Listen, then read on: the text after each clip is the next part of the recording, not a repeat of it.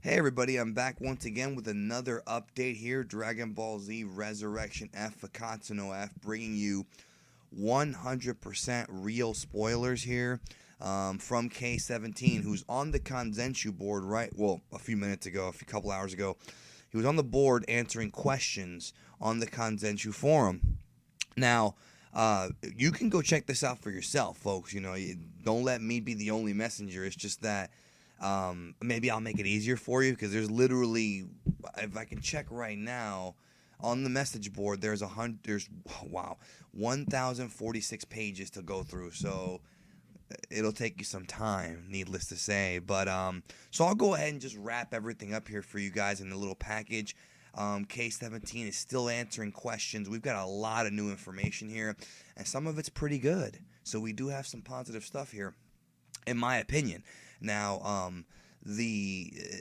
again, lots of stuff to sift through. I kind of wish that K himself had just done this, the recap, as opposed to us waiting for Julian. But I guess he got the job this time. So they on that website, I guess they appointed him to do it. So he's gonna do it, and we're all waiting for the full thing, including me.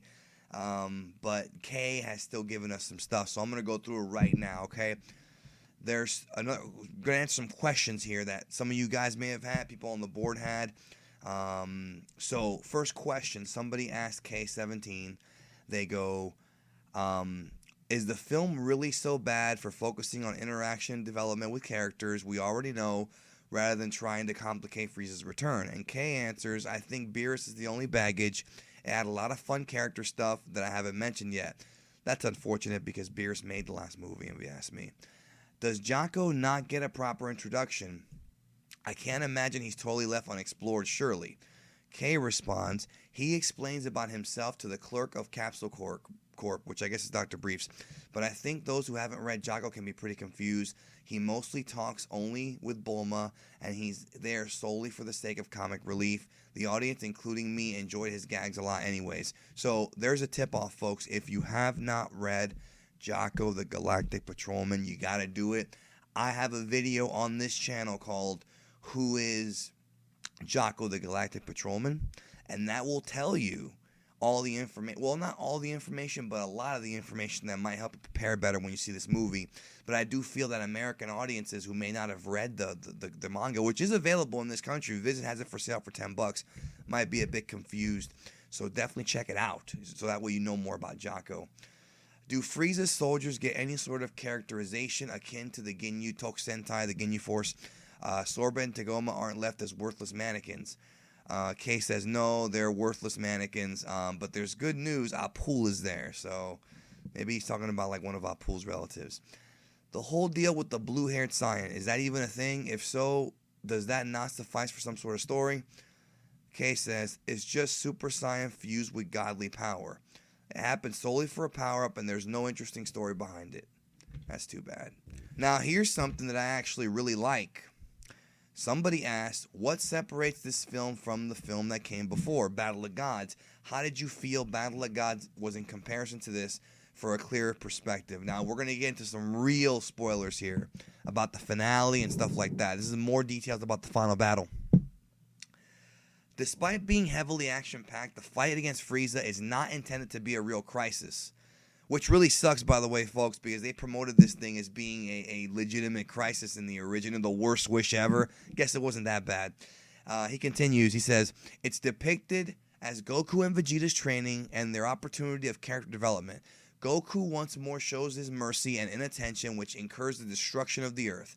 Beerus scolds Goku for too much leniency, and then he reflects on it, and when Goku goes back to fight him, he finishes him off without hesitation after Whis uses Time Rewind. I don't know why we're going through this with Goku again. I mean, Goku did finish off Boo. I don't know why we're back to this now, but okay. As for Vegeta, Frieza tries to draw him to his side and suggests he kills Goku, but Vegeta refuses and admits that Goku is special to him. Now that I like, because now they're real friends. I really do like that. I really am a huge fan of that.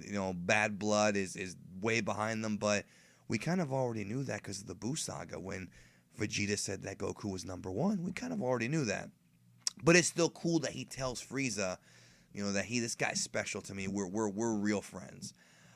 These were the nicer character developments, but it didn't go well with the tension of the story and Frieza's importance at the same time. Speaking of Battle of Gods, I prefer that film to this one because it introduced a lot of new fascinating things to the Dragon Ball universe, which really excited me when I first watched. In contrast, Resurrection F is nothing new, or brings nothing new except for some new forms.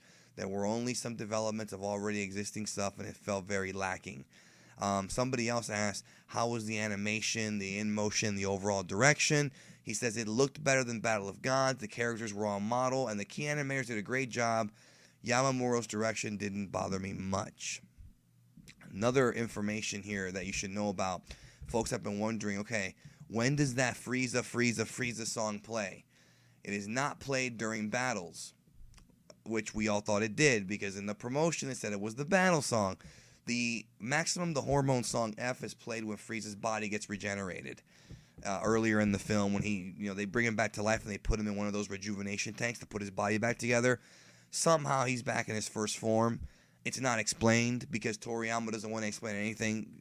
It's annoying. It really is, folks. I'm starting to get irritated right now saying this because it's very insulting to my intelligence. But I'll talk about that on a different video when we get all the information. The credits. In Battle of Gods, we saw the comic book from start to finish. Not here. Just clips from the movie. And when does Frieza confront Beerus? He does. Frieza notices Beerus and calls him Beerus-sama, Lord Beerus, with a surprised and scared face. But then he gives Beerus a mouth and shows a little bit of confidence, but Beerus does not fight him. The last shot of the movie, before they hit the credits, other than the post-credit scene, like we said, was Frieza back in hell. That's confirmed here from K. The last shot before the credits is Goku smiling after beating Frieza. That's... I'm not happy with that, but whatever. It's just this. I'm not going to comment on it right now, folks. Leave your comments below. We'll talk about it. More information coming out here. It seems like the more information we get, the worse it gets, but maybe that's just me. I'm looking forward to the movie still. I still want to see the fights. I'm still a big Dragon Ball fan, but this is not really what I wanted now as a grown man. Even as like a kid, I probably wouldn't have liked this. But leave your comments. We'll talk. Subscribe, spread the word. We'll keep at it, and I'll catch y'all later.